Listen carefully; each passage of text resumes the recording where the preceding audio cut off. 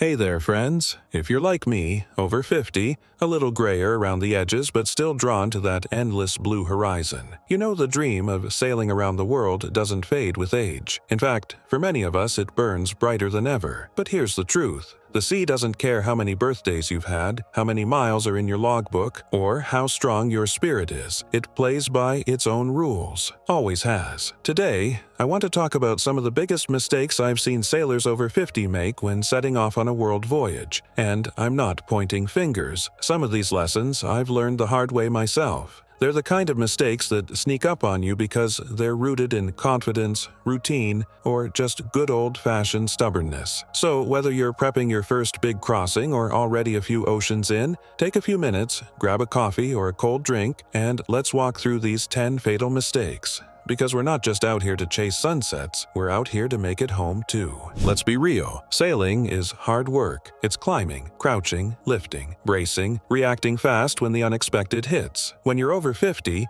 your body might not bounce back the way it used to. One of the biggest traps I've seen is older sailors believing they're still as strong and agile as ever. But age sneaks up on you. Suddenly, winching a Genoa feels heavier. Your knees bark at you on a bouncy deck, fatigue hits faster, and recovery takes longer. This isn't about weakness, it's about preparation. If you're planning to sail around the world, you've got to be honest with yourself. That means rigging your boat for mechanical advantage, planning shorter passages, and taking sleep seriously. Get a solid autopilot or wind vane. Don't be afraid of gadgets that ease the load. Offshore sailing isn't a fitness test. It's a long game. If you burn out or get hurt because you pushed too hard, you might not get a second chance. So, train smart, adapt your systems, and don't try to prove anything. The ocean rewards humility and punishes pride, especially when it comes to physical stamina. After 50, we all carry a few more quirks in the health department. Whether it's blood pressure meds, a tricky back, or an old shoulder injury that flares up, these things matter. Offshore, you don't have the luxury of calling an ambulance or swinging by a pharmacy. Still, I've met too many sailors who treat medical prep like an afterthought. They bring a few Band-Aids, some aspirin, and maybe a tube of antibiotic cream, and call it good. That won't cut it on a world voyage. What you need is a proper medical kit tailored to you. Your medications, your history, your physical reality. You need training, basic first aid at a minimum, but ideally something like a wilderness medical course. What do you do if you dislocate a shoulder? How do you stitch a cut? What if a tooth abscesses halfway between Panama and the Marquesas? Don't rely on luck. Get advice from a doctor who understands marine travel. Stock your kit like your life depends on it, because one day it might. A good medical setup isn't paranoia, it's freedom. It means you can keep going even when things go sideways, and that's the kind of confidence that really matters offshore. There's a certain comfort in the familiar, especially for sailors who've been at it for decades. Old-school compasses, tired sails, a VHF that's worked fine for years, but the ocean doesn't give extra points for nostalgia.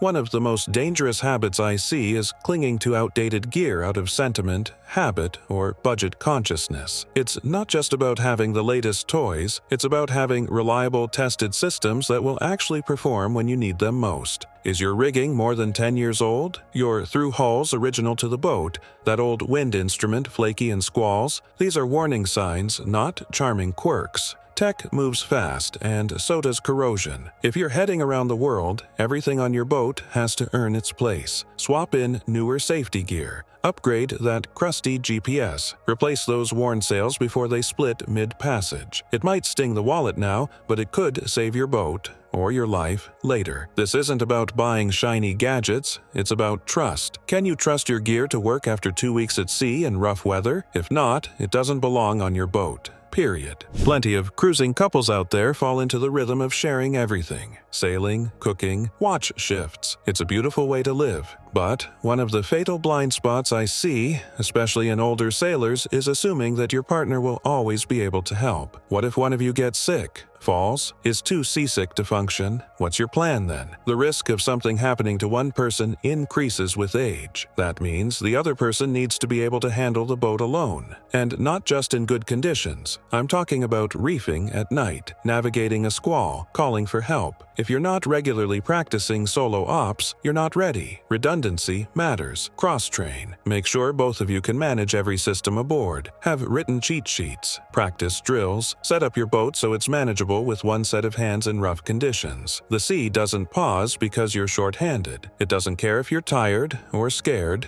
or alone. If your cruising plan depends entirely on two people being fully fit, you're sailing with a loaded gun. Technology can be intimidating, especially when it seems like every new gadget comes with a 100-page manual and a subscription fee. I get it. There's a temptation to stick with what you know and ignore the rest, but that mindset can be dangerous. AIS, satellite messaging, weather routing software, GPS redundancy, emergency beacons, these aren't luxuries anymore. They're essential tools that save lives. The mistake isn't just skipping the tech, it's refusing to learn it. Too many sailors over 50 shrug off modern systems because they didn't grow up with them, but that doesn't mean they're not worth your time. I've seen cruisers sail into busy shipping lanes without AIS, or head offshore with no idea how to download a GRIB file. That's not brave, that's vulnerable. So take a weekend, take a course. Ask a younger cruiser at the marina to walk you through your sat phone or navigation suite. The more you know, the less you'll panic when the screen goes blank or the signal drops mid-passage. Knowledge is a safety system, just like your life raft or EPIRB. Don't leave the dock without it. Weather isn't what it used to be. That might sound like something your uncle would say, but when it comes to offshore sailing, it's true in the most serious way. Climate change has shifted storm seasons, intensified systems, and made long-range forecasts less reliable. Yet, many sailors over 50 still plan their routes based on old patterns and outdated cruising guides. That's a dangerous game. Just because the trades used to set in by November or the Caribbean stayed calm through July doesn't mean they still will. If you're navigating on assumptions rather than current data, you're setting yourself up for nasty surprises. Invest in real-time forecasting tools. Learn how to read GRIB files and pay attention to anomalies. Watch how El Niño or La Niña years affect your planned regions. Don't just ask other cruisers, study recent weather trends. The ocean is changing, and if you're still sailing by the rules of 20 years ago,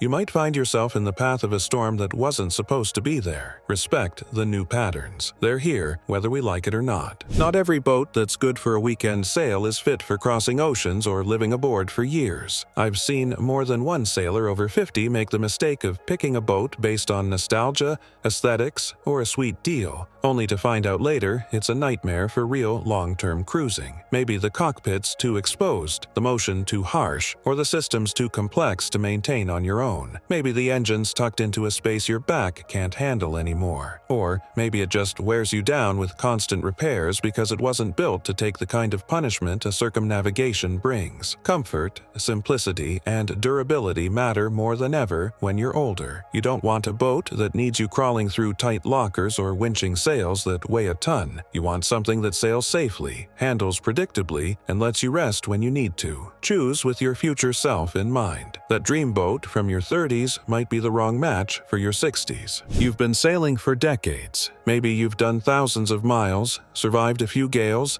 fixed a torn main with duct tape in a storm. It's easy to feel bulletproof, but the sea doesn't care how many stories you've got. It cares how you prepare. One of the biggest traps seasoned sailors fall into is thinking experience means immunity. It doesn't. In fact, sometimes it breeds complacency. You skip safety drills, you assume the rig's still solid because it hasn't failed yet. You downplay the forecast because you've seen worse. That kind of thinking gets people hurt, or worse. Every passage, no matter how routine, deserves the same respect and diligence. Do your checks, review your emergency plans, test your gear. Approach every trip like it's your first big crossing. Because the moment you stop treating the sea with full attention is the moment it reminds you who's in charge. Experience should make you wiser, not lazier. Don't let your past triumphs dull your edge. Communication is your lifeline out there, not just for emergencies, but for routing advice, weather updates, medical support,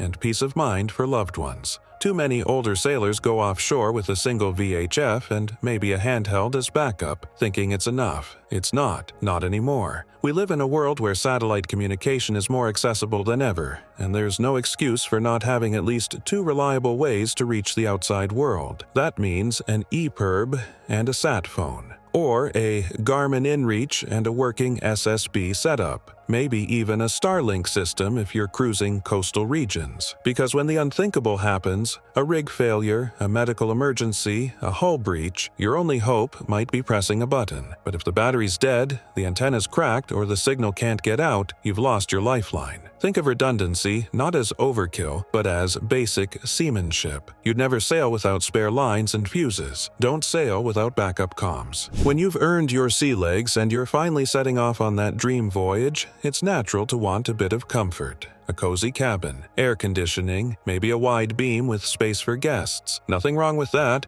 unless comfort starts to compromise safety. I've seen boats with massive hardtops that catch wind like sails, huge salon windows that would never survive a rollover, electric everything, but no manual backup when power fails. That's the kind of comfort that can turn deadly. Seaworthiness should always come first. The boat has to be able to take a hit, handle heavy weather, and bounce back without drama. You want solid handholds, manageable sail plans, and a hull that forgives your mistakes. You can have comfort, but it has to ride behind safety, not in front of it. Because when the weather turns and the seas stack up, all those luxuries mean nothing if your boat can't keep you safe. Choose function first. The luxury is making it home. Getting older doesn't mean giving up the dream. It just means you've got to sail smarter. The sea's not out to get you, but it doesn't cut anyone slack either. These mistakes aren't about fear, they're about awareness. Prep right, stay sharp, and respect what you're up against. That's how you turn miles into memories, not maydays. Fair winds out there, friends. Stay safe, stay humble, and keep chasing that horizon.